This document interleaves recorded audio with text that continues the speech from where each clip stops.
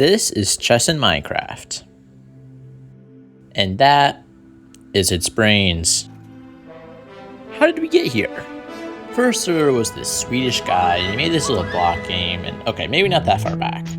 It actually started when I was building a display that could switch between two colors, and I could control each pixel by powering a line, which I may have overcomplicated. The way it displays images is through maps. You're probably thinking, that doesn't look like anything.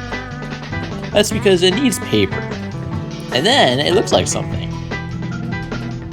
And somehow I decided I was going to make a game that is 4 different colors with a display that only has 2.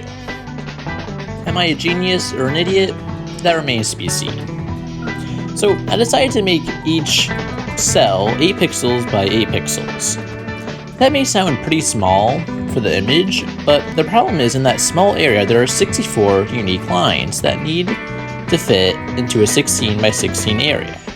Actually, it needs to fit 69 lines. There are these green lines as well. Did I mention it needs to work without interfering with the other lines, or if there is an exact copy of itself on each side? Don't worry, it's not that difficult. All I need to do to fit 69 lines in a 16 by 16 area is just alternate the lines and use a bunch of piston, torches, and complex comparator systems like this one and this one. Now I need to convert all the chess pieces to an 8 by 8 pixel image and store them in the cell with the other 69 lines without interfering with anything. Okay, let me take a look at chess.com's pieces. I'll start with the pawn.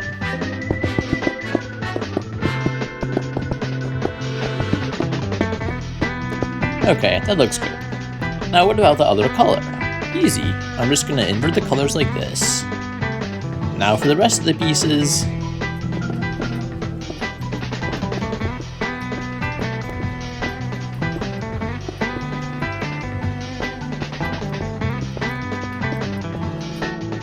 Boom! Don't ask about the queen or the bishop. But look at that knight. That is a 4K knight. To store the images in the machine, we use this thing. And just place torches over each line we want to be the other color. And the pieces are coded in. However, right now the 12 chess pieces are controlled by a unique line for each piece, and we don't have any more room. So we need to shrink that number down using this.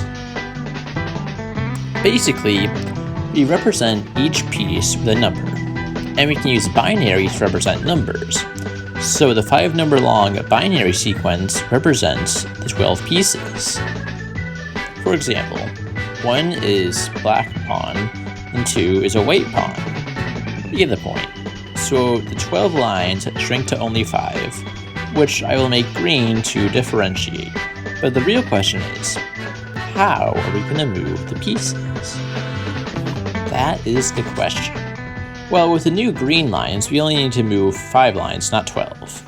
But basically, we need to select a piece to move, click where we want to move it to, delete the data from the old position and replace the data at the new cell with the new piece, and we need to be able to reset the entire board. Did I mention we need to fit all of this in a 16 by 16 area? Okay, well, let me set up a highway that connects to each square and loops it to transfer the data. This is the highway, this is the off-ramp, and this is the on-ramp. There's just one issue with this. If we send data on here, it will loop and never leave. So we need to disconnect the cell we selected to move with the cell behind it and connect the data to the highway. But before we delete the data needs to be sent to the other square. So when we select the end location of the data, we need to clear the original data, but only on that one cell. Do you see a problem there? How do we specifically clear only one tile with any of the 64 buttons? And the tile it clears changes every time. Simple. Just have all the buttons to connect to all the cells, but have a gate that is only open at the cell we want to clear. But I mentioned this has to fit with everything else in the 16 by 16. Okay, you get the point. It's difficult. Okay, Let's speedrun everything. This line stores the piece being moved. This clears it. This catches the data. This stores the data for resetting the board. And this resets the board. Now, if you actually know how to play chess, unlike me, JK, 101, you just go add me on chess.com. You'll realize I'm forgetting a very specific and very annoying rule: pawn promotion. You see, in chess, if a pawn makes it all the way to the other side, it becomes a queen. And right now, that does not happen. Let's fix that. First, I'm gonna switch the encoding of the pawn and queen so the pawn is 101 and the queen is 100. This makes it much easier to just delete a 1 from the pawn to make it a queen. In order to make them a queen, on the first and last row, I built some hardware that checks if there is a pawn, and if there is, it deletes the 1, which converts the pawn to a queen. Now it is done. Except the board is all one color, so every other cell I will switch the color like this. Now it is done. Or as engineers say, ready for bug testing. I don't really say that. Anyway, this was the cell before bug testing, and this is it after. Big difference. Now it is finished. And by finished, I mean I need to put it all together and wire all 64 cells to a control panel, which is now done. So, introducing chess in Minecraft.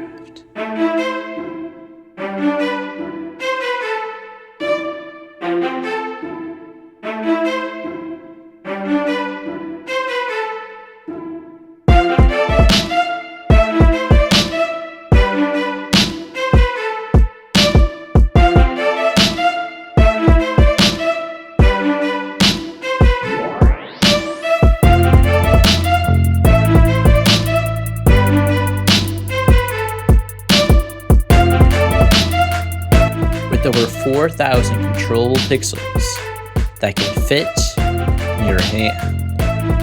Pawns can be promoted. We can do en passant and castling. And when you lose, you can reset the board with just one button. The all-new Chess 64. Let's use it. I called up my friend and we just played a game of chess. And it started out pretty normal. I just pushed a pawn. And then he pushed a pawn. And I pushed another pawn. Just claiming the center, you know, just a typical game. While that's going on, let's see what really happens when you press the button. First, the button just kind of goes on its way until all the buttons hit this thing and they activate a line that basically switches what the button will do on the next button press. Then it continues on to its cell, where it basically tells the data on that cell to go on the highway. And it closes the gate behind it. And that's it for the first button press.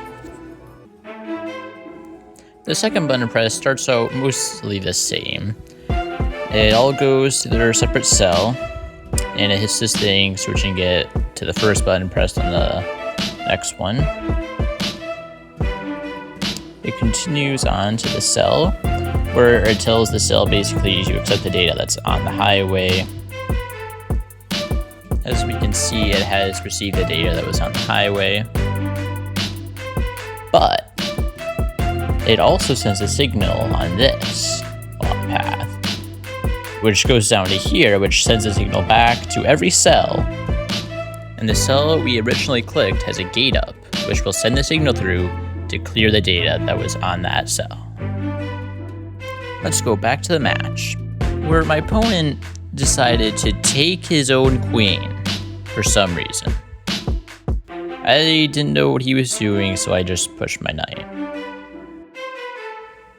Then he just developed his knight, so I developed my knight as well.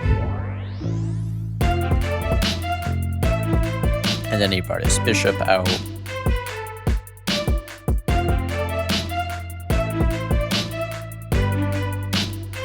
I brought my bishop out.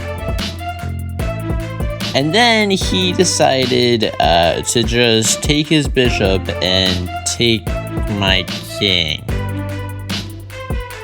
And then I was kind of mad, and so I tried to take his king with my knight, but then he broke the button. But little does he know, I know that this line connects to the king and just pressed it manually. And I won. Please subscribe. If you subscribe, you can play me on chess on this build. Anyway, I hope you enjoyed, and I'll see you next year.